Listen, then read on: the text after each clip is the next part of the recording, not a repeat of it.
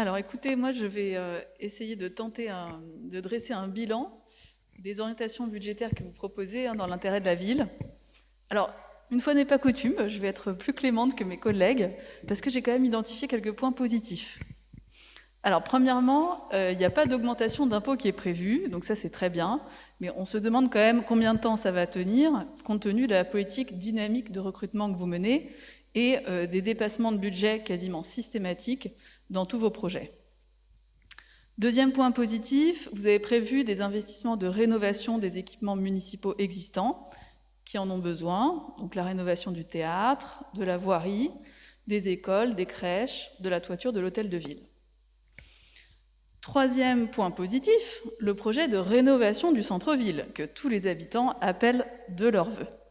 C'est très positif de garder cette ambition, même si personne n'a aucune information sur l'état d'avancement du projet, et on peut peut-être avoir des doutes sur sa bonne réalisation, compte tenu du fait que votre mandature est déjà bien avancée pour lancer un tel grand projet.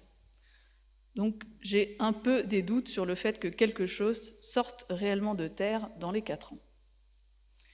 Et un quatrième point positif, et j'y suis très sensible, c'est l'effort qui est fait sur la petite enfance, avec un projet d'ouverture d'une nouvelle crèche en centre-ville, 35 berceaux, 800 000 € d'investissement, mais il n'y a pas encore de chiffrage de l'impact budgétaire en fonctionnement, et notamment du recrutement des nouveaux personnels encadrants.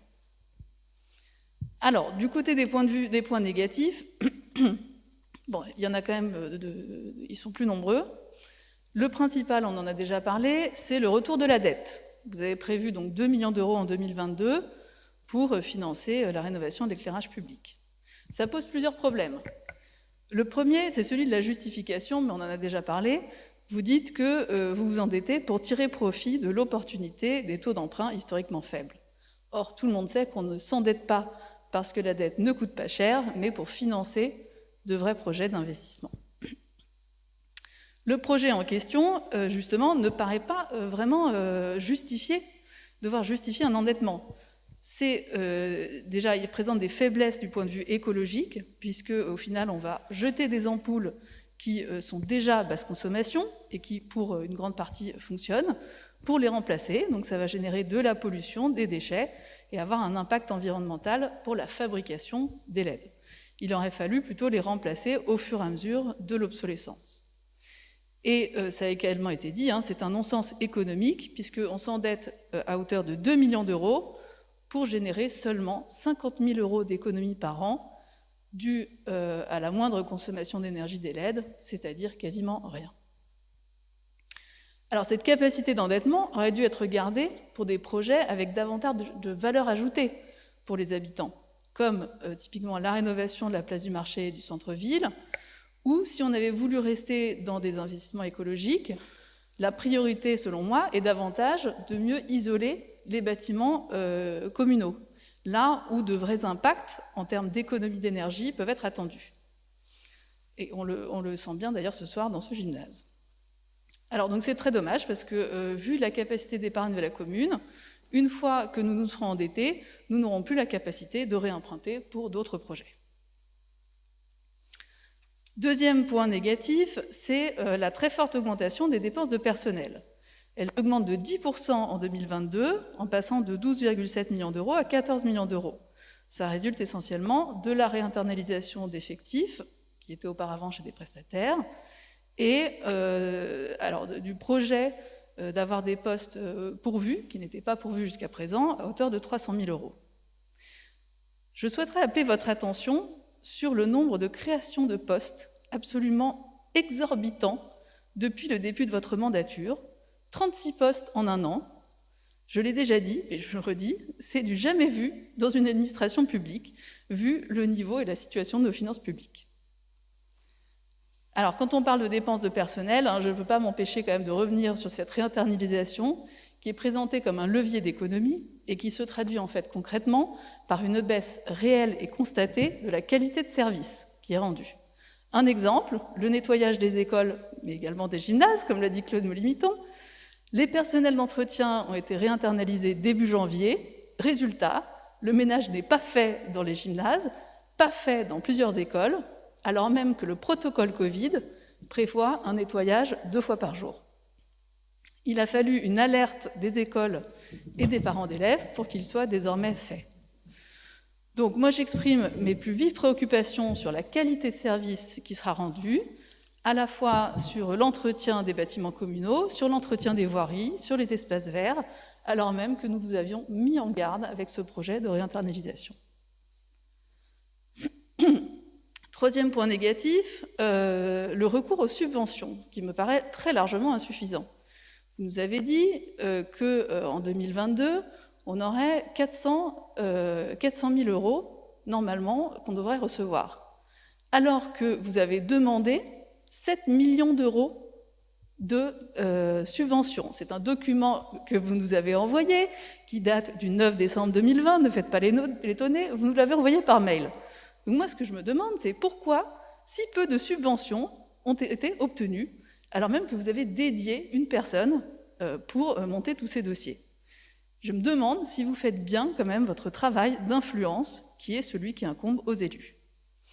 Et donc au final, j'ai quand même des doutes sur le fait que les subventions soient une réelle source de financement de vos projets, puisque typiquement sur Matalou, c'était une subvention très facile à obtenir, le projet est lancé depuis 1 an, et résultat, on n'a toujours pas la subvention.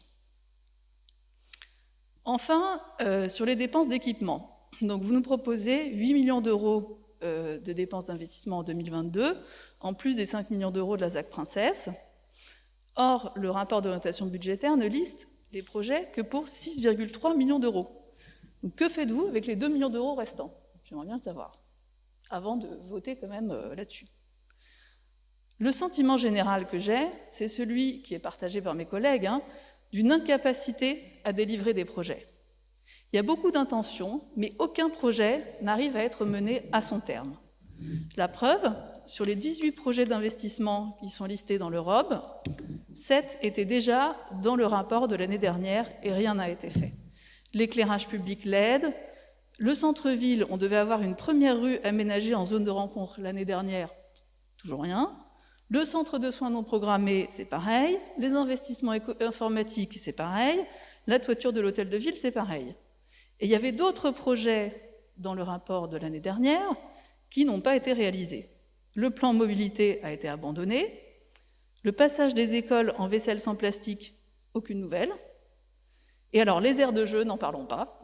Je crains que vraiment la mandature soit finie avant que j'en voie une nouvelle. Voilà, et ce n'est pas une question d'argent parce que ce n'est pas coûteux. Moi, je suis prêt, j'ai toujours dit, à travailler sur ce sujet, mais je ne sais pas, ça ne sort pas de terre. Donc comment voulez-vous que votre plan d'investissement soit crédible alors que vous n'arrivez même pas à finaliser la rénovation du gymnase Matalou correctement et que vous n'êtes même pas capable de construire une aire de jeu ou d'en rénover une qui existe déjà, celle du Square Lorraine, qui a été budgétée au moins 3 fois, enfin en tout cas depuis le début où vous êtes arrivé aux affaires. Donc en 1 an et demi, sur ce fameux Square Lorraine, on a réussi à commander un toboggan qui n'est même pas livré. Et alors vous avez trouvé une nouvelle excuse. Au début de votre mandature, mais enfin ça marche toujours, vous rejetiez la faute sur la précédente mandature. Mais alors là maintenant, depuis quelques mois, je me suis rendu compte que vous rejetez la faute sur les Chinois. On a trouvé un nouveau bouc émissaire, donc voilà, les Chinois n'arrivent pas à délivrer, donc voilà, rien n'avance au Vésinet. Bon, trêve de plaisanterie, le problème de tous ces projets d'investissement, c'est qu'ils n'ont jamais été présentés à qui que ce soit, ni en commission, personne n'en sait rien. Typiquement sur la crèche, moi je me demande quel sera l'impact sur le budget de fonctionnement. Combien ça va nous coûter chaque année? Quel est le calendrier des travaux? Et quels travaux concrètement vous voulez faire pour 800 000 euros? Le centre de soins non programmés, donc c'est en fait des urgences de premier secours, enfin c'est ce que j'ai cru comprendre, couplé avec une maison médicale dans l'hôpital de Princesse. Avez-vous le début d'un vrai projet? Comment allez-vous recruter des médecins qui vont venir et qui doivent rester, alors même qu'à la maison médicale Princesse, le généraliste s'en va? Sur les investissements informatiques, de quoi parle-t-on? Sur les voiries rénovées, de quelles voiries parle-t-on et de quels travaux? Qu'est-ce que vous voulez faire?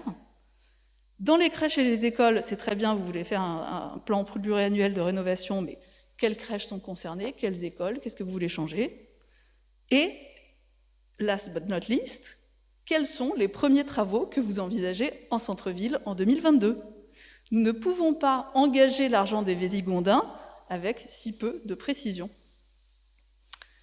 Et mon dernier point sera très formel. Le rapport d'orientation budgétaire n'est pas conforme à l'article D 2312-3 du Code général des collectivités locales. C'est quelque chose que nous avions déjà dit l'année dernière. Il manque plusieurs documents qui ont été demandés par mon collègue Guillaume de Chamboran et nous n'avons toujours rien eu comme d'habitude. La présentation des engagements pluriannuels de la ville, le montant de l'épargne nette, les traitements indiciaires, régime indemnitaire, nouvelles bonifications indiciaires, heures supplémentaires rémunérées, avantages en nature de la ville, la durée effective du travail dans la commune, l'évolution prévisionnelle de la structure des effectifs et des dépenses de personnel. Merci pour votre écoute.